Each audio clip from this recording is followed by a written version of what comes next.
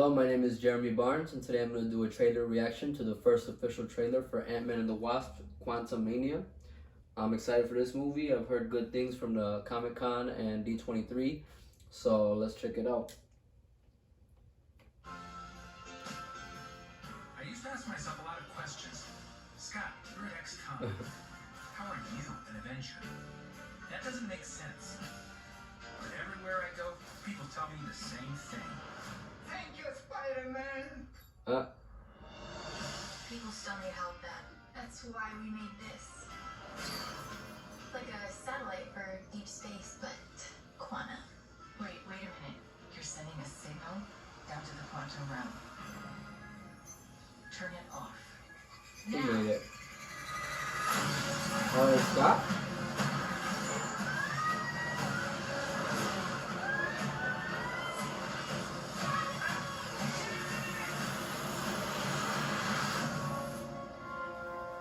Finally, we're gonna go there. Holy shit. Where are we? How the fuck are they breathing without fucking helmet?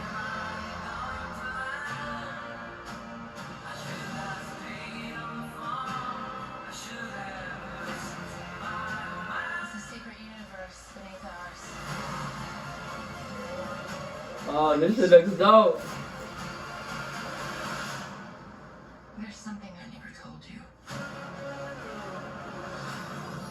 This place.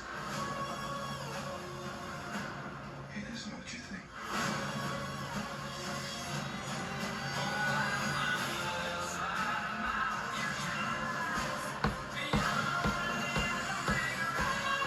Bro, this movie looks fucking cool as shit. And give you more time. What the fuck? If you help me.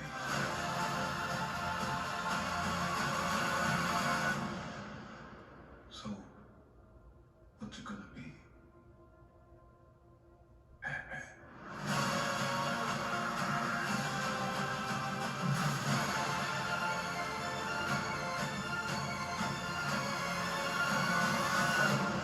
That's gonna go crazy. Bro, it looks like super sci-fi, which is fucking dope. Bro, we should have got this in the second movie. They were fucking holding out on us. I thought we were gonna go into the quantum realm in that movie, but they did the same thing that they kind of did in the first one. In the first one, it was a tiny little tease of it. Second one, we saw a little bit more, but not much more. They were just in and out. But now we're finally going to fucking like live in the quantum realm for a good amount of time. The whole movie, it looks like, which is awesome. They just gave us a tease of Kang, and they didn't even show us the crazy stuff that they talked about. People saw at Comic-Con and D23, where he was fucking throwing Ant-Man's ass around because his answer to that question was no, he's not gonna help him. And he's like, nah, fuck you, I'm gonna make you help me. We saw a few shots, like I didn't really kind of like see it right now, but I did see some shots before I watched the trailer right now on Twitter, because I saw that before actually watching the trailer myself. But we did see some shots of Kang in his full armor and getup, which was cool. And then at the end we saw him without his helmet on, just his face. But it's kind of interesting because the design of him, I thought like his helmet would have the lines on it like it does in the comics, but his face itself looks like it actually is scarred. So that's kind of interesting. Maybe his helmet like helps him heal from whatever caused that. But I don't know. But I fucking loved He Who Remains in Loki, in the Loki finale. And I'm excited to see Kang the Conqueror for the first time in this movie. And who knows, maybe we might even see another version of Kang in the movie. I don't know, because it looks like there's gonna be a lot of stuff happening. Um, I don't know how they could fumble the bag this time with how crazy this looks. So I hope they do deliver with this one, because Ant-Man and the Wasp was not it. I think that was one of the worst MCU movies by far. The original Ant-Man movie I liked a lot. It had a lot of heart, and that's kind of what made it special. But like in terms of like the ranking of all of the MCU movies, it's kind of more towards the bottom, but in the middle tier for me. Because I liked it a lot, like I said, but it doesn't compare as much to some of the other movies. But I think this one has a fucking chance of doing that, and I hope it does. Because I like the Ant-Man character. I do like the Wasp as well, but with everything I found out about like Evangeline Lilly, her politics outside of work, it's kind of like made me a little bit biased against Wasp a little bit. Kind of me projecting my feelings about Evangeline Lilly onto the character, which I know is not fair, but hopefully her performance in this movie will like earn my respect back for the character.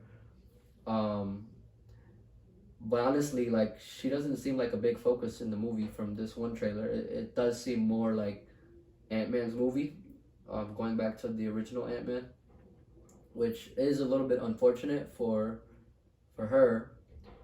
But at least we'll still have the female presence with Ant-Man's daughter grown up in this movie. I don't know how I feel. Like I think I would have to wait until I see the movie in terms of her portrayal as her daughter. To see like if it kind of matches like her younger self from the first two movies. But it seems like she's actually a genius. Like her two parents, well, her not her two parents, her mom, and actually not even her mom. That's interesting.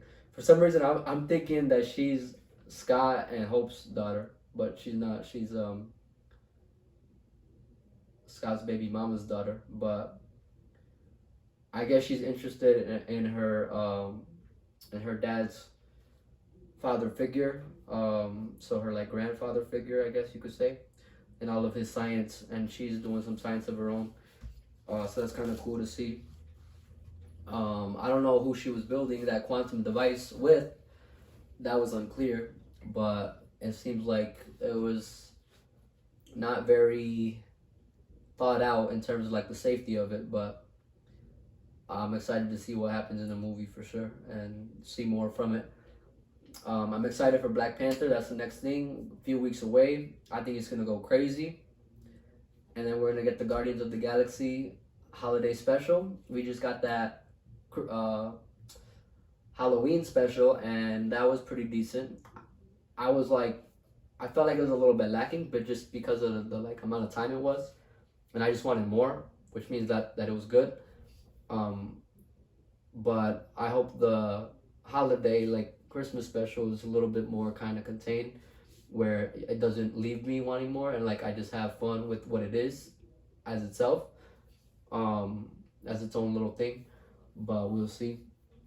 And then right after that, this is the first thing in phase 5, so I think it's gonna be a good start. But that's all I'm gonna say right now. Thank you for watching, and I'll catch you next time.